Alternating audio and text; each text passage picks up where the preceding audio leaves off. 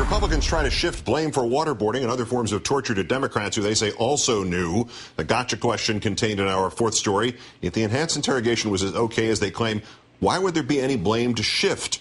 House Minority Leader Boehner has claimed that Speaker Nancy Pelosi, quote, and other leaders were fully briefed on all of these interrogation techniques. There's nothing here that should surprise her. But the Speaker says regarding the 2002 classified briefings by the CIA that an array of possible techniques was discussed, but were not presented as taking place at that time. Quoting her, we were not, I repeat, we were not told that waterboarding or any of these other enhanced interrogation methods were used.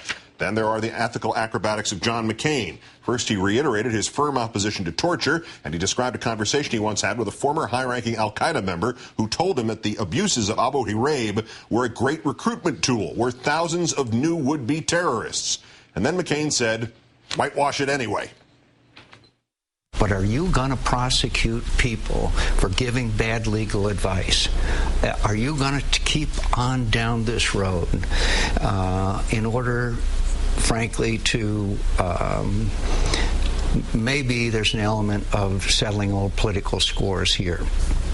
We need to put this behind us. We need to move forward. We've made a commitment that we will never do this again. No administration, I believe, would ever do this again. And it's time to fight the wars that we're in.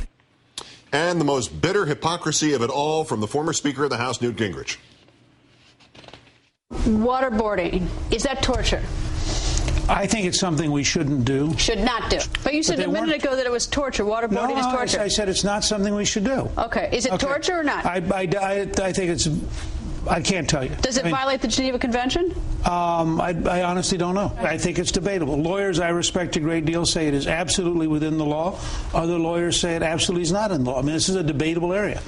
Flashback to October 30, 1997, then Speaker Gingrich's statement after meeting with the then Chinese President Xi Jinping, quote, there is no abuse or no place for abuse in what must be considered the family of man. There's no place for arbitrary detention. There's no place for forced confessions. I explained to President Zhang how the roots of American law go back more than 700 years to the signing of the Magna Carta. The foundation of American value, therefore, is not a passing priority or a temporary trend.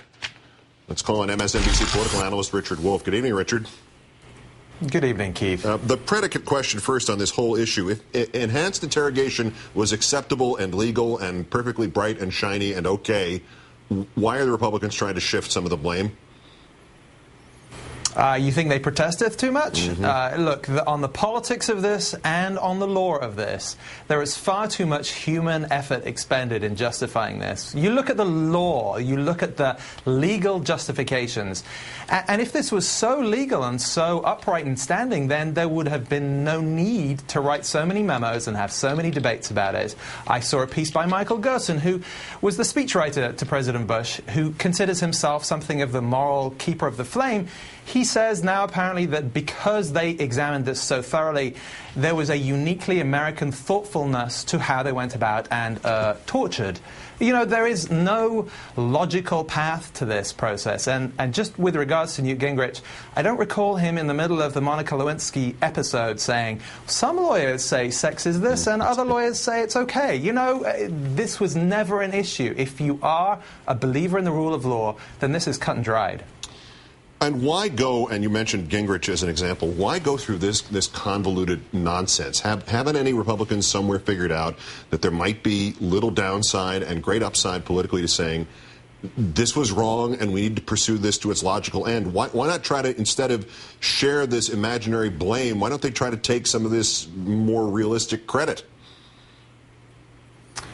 Well, at some stage, a new kind of Republican is going to emerge, and they're going to have to slay some sacred cows, and this is going to be an incredibly easy one for a party that has built itself as the party of values and morals and Christian beliefs.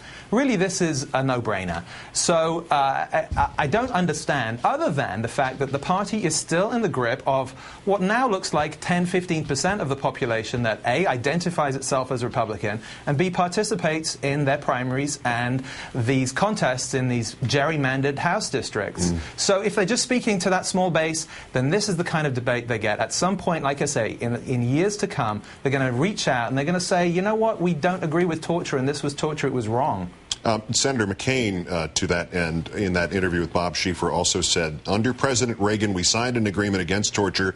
We were in violation of that. And yet, and he used Ford's pardon of Nixon as a guide for how this should be treated, which would seem to suggest, okay, we're in violation of a treaty, so the obvious solution to that, and the obvious solution to the violation of law, is to simply pardon everybody who broke the law. There seems to be a large piece in the middle missing in that logic. Yeah, well, logic and consistency was never one of John McCain's strengths. But look, beyond that, it's true that this should not be politicized. This is an area for legal jurisdiction. It is not an area for party politics. So a commission of the great and the good would be a good idea, but so would fair trials and prosecutions. And when it comes down to pardons, look, this wasn't a case of domestic terrorism or domestic torture. This should be easier to deal with than even Nixon. It is really up to this country to say, we're going to set an example. That's what American exceptionalism is about. It's recognizing that America is human, it makes mistakes, but it corrects them and moves forward. And the best way to move forward is to deal with transgressions and illegal conduct in the past. Hasn't the public largely done that already? Aren't they miles ahead of both parties on this, even ahead of the Democrats? Well, the public quite clearly disagrees with the policies that were part of the Bush administration. It disagrees with torture. So, yes, I think the politics is stuck in what you might call a post-9/11 mindset. We are in a post-Iraq mindset, a post-Bush mindset. And the sooner a politician realizes, the sooner they're going to get benefits for themselves and for the country. Richard Wolff of MSNBC. Great thanks as always, Richard. Thank you, Keith.